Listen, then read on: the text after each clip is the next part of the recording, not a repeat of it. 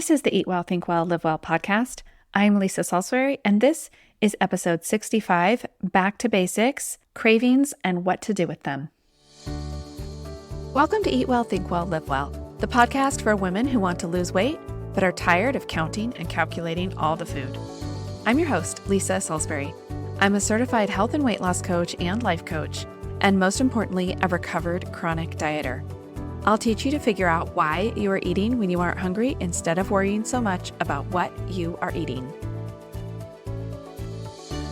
Hey everyone, back with you with another Back to Basics episode. I hope that you are getting a lot out of these, especially those of you that did not listen back when I first started the podcast. I know it's always good, like I said, for a review, but especially for those that have never heard these concepts, I hope that this is really helping you lay the foundation for some of the things you've probably heard me talk about just in passing. So today we're going to be talking about cravings. I think this is probably the most important topic for a lot of my clients because it's the thing that gets them really stuck the most in overeating is what they call cravings. Before we jump into that, I want to remind you that I do have those free Get Unstuck sessions I'm doing this month. So I know the availability is a little bit limited and I apologize ahead of time for that. If you are not finding something that works for your schedule, honestly, and I really mean this, please feel free to send me an email and say, hey, here are some times that I can make work. What have you got? And we will find a time for you. So I know it's really limited in there. And once all 10 get scheduled, they will go away because I am only doing 10 of those. But if you are listening to the podcast and you have not lost your first 5 pounds just by the tools I'm giving you for free, it is time for me to take a look and see what's going on. I want you to get unstuck.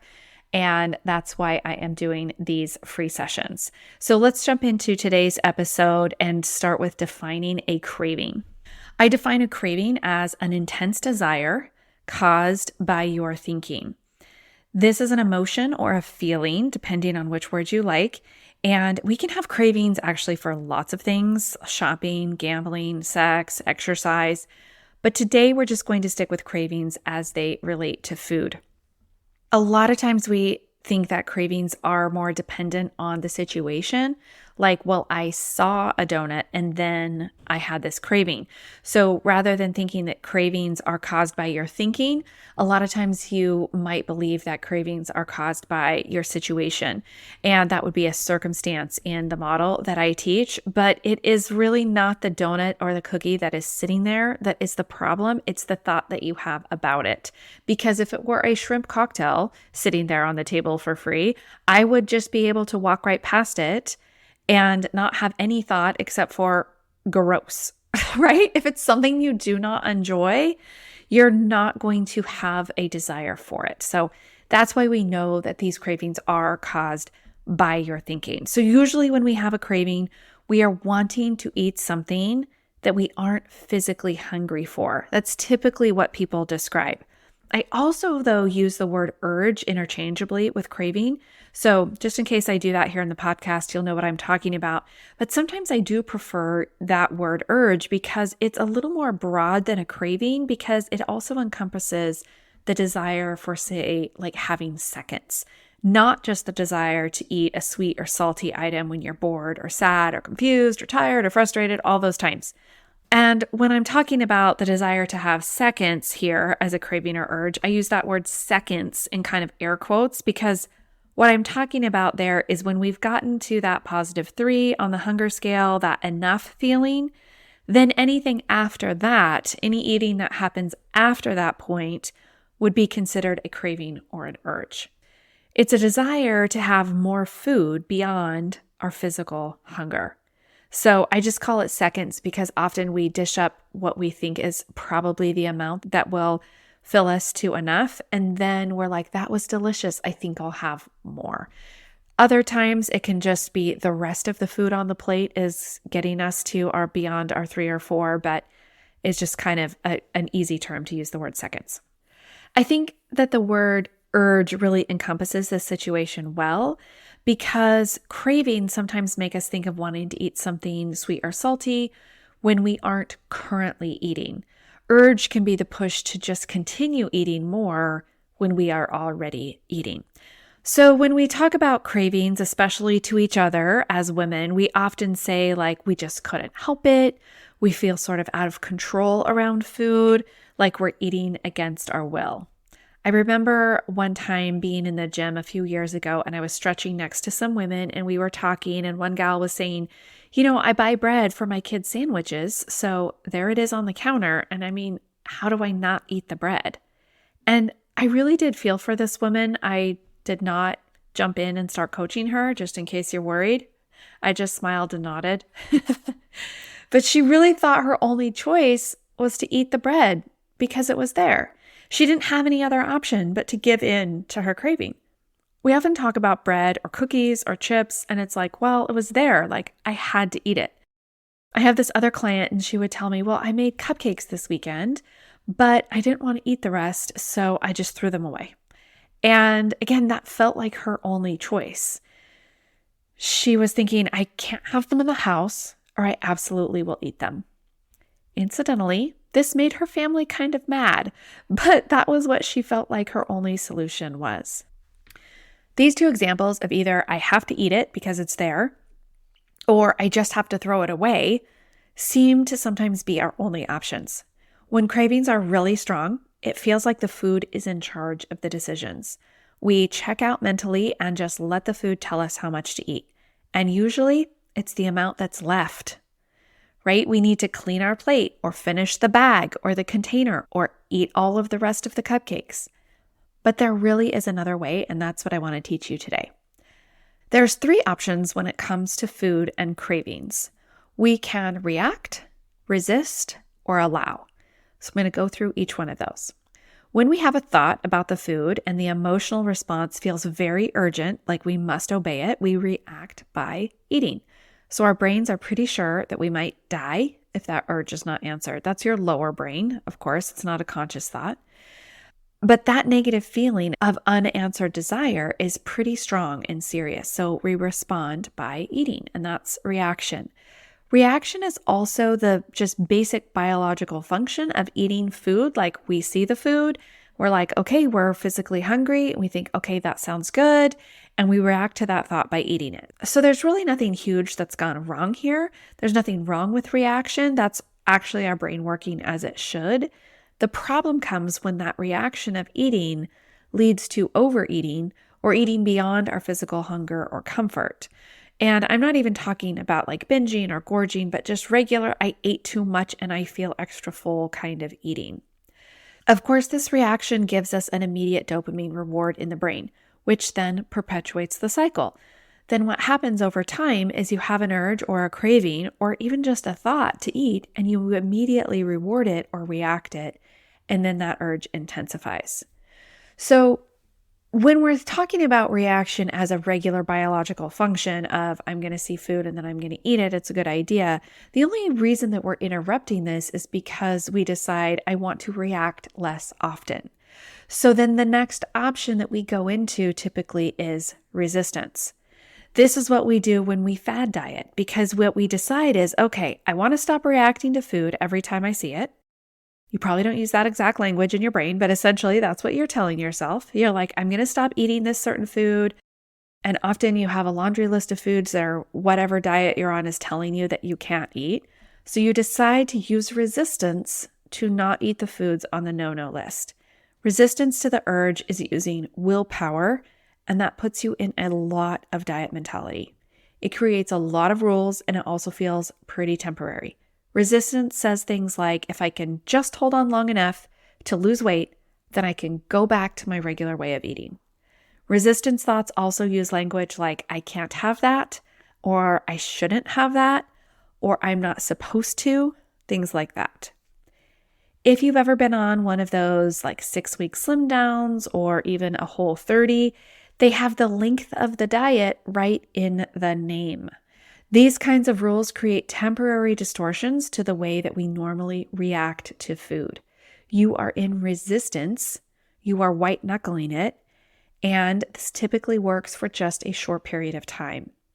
Ultimately, it ends up reinforcing the urge because we move into reaction after some time. even if it's sort of a planned situation, like for example, those 6-week type diets or the 30 days, you're white knuckling it until day 31. And then you go ahead and react to that food that you have been cutting out for that time frame. So you can see how this resistance really is the willpower that we try to use when we're on a typical diet. Willpower can be similar to a muscle in that it wears out. It's not an effective tool for long-term lifestyle change, which is really what we're going for here, right? We're aiming to eat like our future selves do, who live at our natural weight. And resistance is not going to get us there. We don't always want to live in a way where we feel like we have to white knuckle our way through every day. That brings us to our last option, which is allowing. When we are in allowing, we actually allow an urge to be in the body and be present with it without responding to it. This puts us in charge as an emotional adult. If you remember, in my last episode, we talked a little bit about our higher brain versus our lower toddler brain. Our toddler brain wants to have that food. And when you are allowing an urge, you're using your higher human brain to allow that toddler brain to scream without responding. So when we decide when and what we eat with our higher brain, we allow cravings to be present without reacting or resisting. We notice the craving, we choose not to respond to it with our higher brain, and we process that craving or urge as you would any other feeling, any other emotion. This is different from how we sometimes use the word allow in the English language. Sometimes we use this word like, I really wanted that chocolate chip cookie, so I allowed myself to have it. Or I allowed myself to order French fries. That's not what I'm talking about here, because allowing myself to have it is actually reaction, right? Because your brain is like, ooh, cookie sounds good. And you're like, yeah, let's do that. And then you frame it with this word, I allowed myself to have the cookie because it just sounds nicer than I gave in. We frame it from a point of giving ourselves grace and allowing treats. And this is really the work to do. Not reacting every time the lower toddler brain wants to eat something when we aren't hungry for it or when we haven't planned it. So when we plan a chocolate chip cookie, you might use that word, oh, I'm allowing a chocolate chip cookie tonight. It's on the plan. I've allowed for it. I mean, the English language is so confusing, right? We use the same words for all kinds of things. But when I use the word allow, I'm talking about allowing the craving to be in the body and moving towards it, recognizing it, saying, hey, I'm really wanting a chocolate chip cookie, and then not eating it. That's what I mean by allowing. You allow it to be present. You get really honest with yourself instead of saying things like, I shouldn't be wanting that, or I'm not supposed to have it, I can't have it. All of that is resistance language. Allowing says, I hear you, body. I hear that you want a chocolate chip cookie. It's not on the plan for today. I'm going to feel what that feels like to want a cookie and not eat one. Where in the body do I feel this craving? What exactly does it feel like? What am I thinking that is producing this desire or urge or craving? That's how you allow the craving to be present in the body and move towards it. You've all probably heard of Pavlov's dog studies where he conditioned dogs to salivate for food when they heard the ringing of a bell. So they conditioned these dogs, they would ring a bell and then bring the food and they would eat it. Pretty soon, they were able to ring the bell and the dog would start salivating prior to even eating or seeing the food because the dog knew that the bell was associated with eating. They conditioned them to be ready for food when they heard the bell. What you may not know is that they went on in this study to decondition the dogs. So they would ring the bell and not bring the food. The dog would still salivate, thinking he would be eating soon. They'd ring the bell, the dog would salivate, they wouldn't feed it. And they continued to do this deconditioning process until they eventually rang the bell and the dog did not salivate when they heard the ringing of the bell. This is called reconditioning or counter-conditioning. Interestingly, they even managed to decondition the salivation by ringing the bell, presenting the food, and then taking it away without allowing the dog to eat it. Essentially, they managed to keep the dog from craving or anticipating the food, even when the dog would see the food. They would ring the bell, bring the food. The dog would not salivate because he knew he was actually not going to be eating it. Now, I know we're not dogs, and I know this study kind of sounds mean. So let me just acknowledge that right now. I feel bad to think about my dog like salivating and not getting the food. Obviously, they fed them enough that they were not in harm. I'm hoping, at least.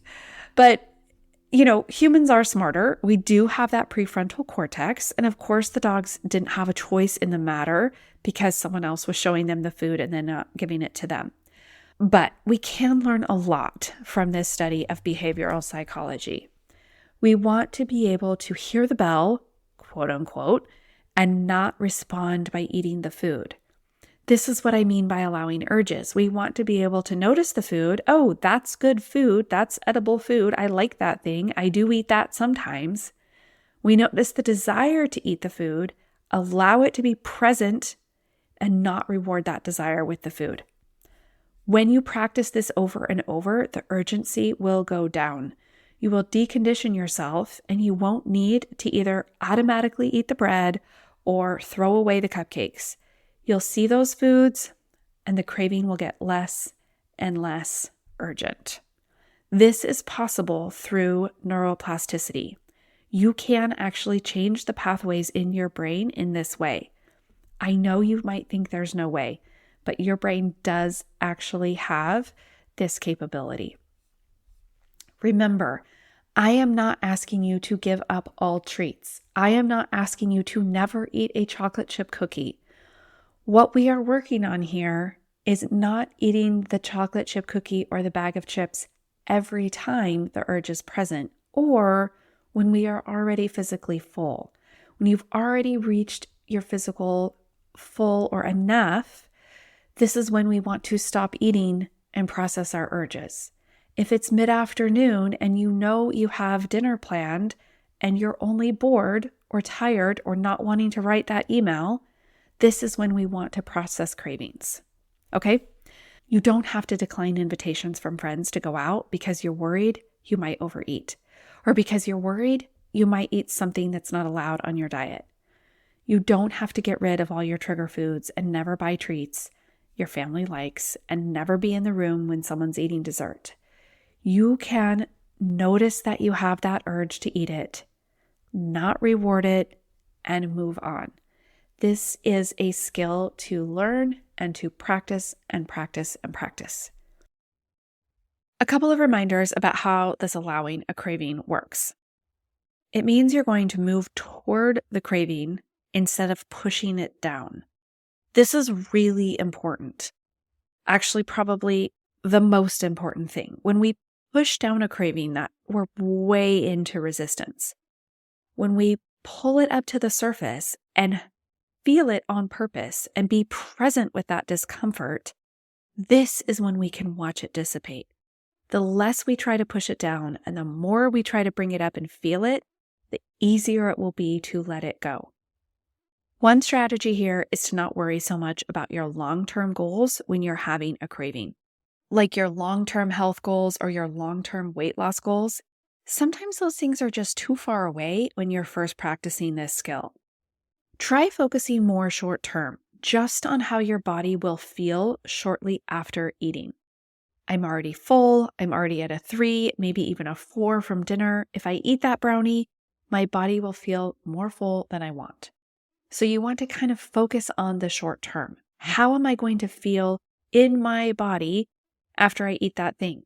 It's really important that you focus on the body here because your brain is like, I will feel great.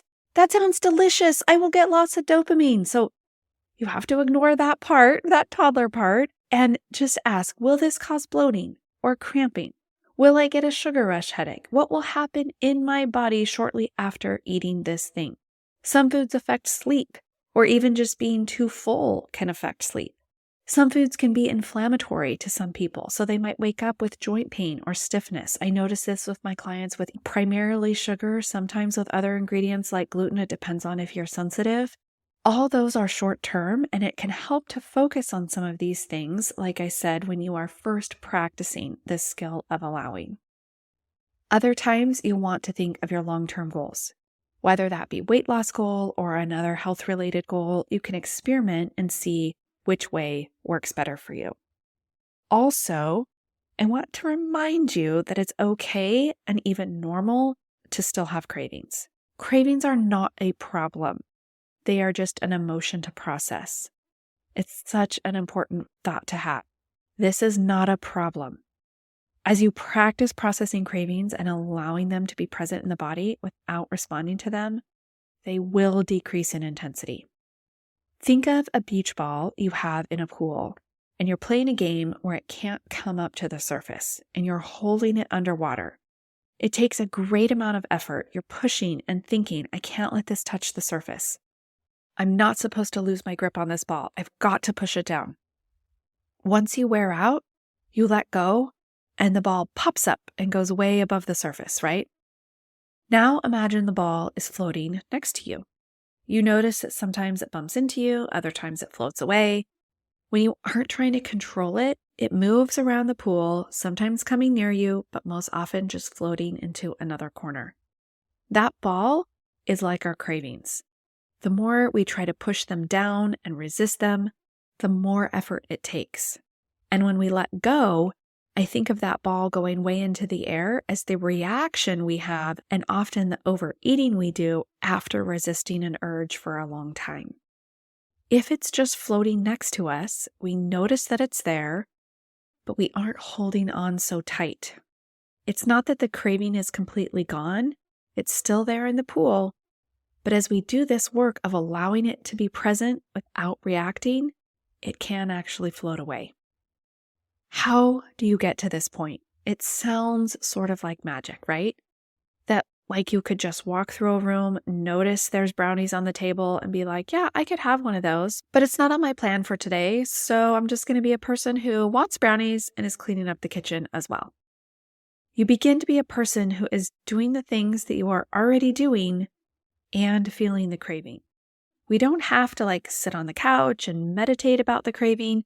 We're just a person who's writing an email and wanting chocolate. Get curious about why you're thinking food is going to make your situation better and move toward it instead of criticizing yourself or trying to push that feeling down. We just want to be present and curious. Do you see how this is different than willpower? Willpower says, I can't, I shouldn't, I won't. Willpower is resistance. Whereas urge processing or allowing the craving is kind and open and doesn't use any of those kinds of negative language. And the more times you do this, the more power you're going to have over it. Not only that, but the more we stop reacting to our cravings, the less frequent they will come. One last reminder, this work is not to be used to keep yourself from eating proper, good meals. This craving process should not be used for physical hunger to try to avoid eating when you are physically hungry. This process should only be used when you are at a 3, 4, or above and you want to not overeat. This process is for reducing perhaps your sugar intake or your salty snack intake, if those are the kinds of things that you go for. I just don't want this to be misused as a way to eat as little as possible. That's not at all what this process is for. I want you to try, though, allowing an urge to be present this week instead of answering it with food. I'd love you to actually even write these down. Every time you allow a craving to be present, you note it down, and when you get to 100, typically that will result in about a 15 to 20 pound weight loss, depending on how much weight you have to lose. Listen, processing our cravings for foods that we do not eat because we're not physically hungry is the way you're going to get to food freedom. And it's the way to stop overeating so that you can reach your natural weight. I hope this helps you with your cravings this week. If you have any questions on this, feel free to DM me on Instagram or send me an email. You can find all that information in the show notes. You can also find a link to schedule that free Get Unstuck session with me if you want to get really clear on some of the cravings that you might be having personally, or maybe you feel like I didn't cover things that happen to you with cravings, or maybe you have a situation you just need help getting unstuck. So I'd love to talk to you about your personal situation on that coaching call. Thanks again for listening this week to the Eat Well, Think Well, Live Well podcast.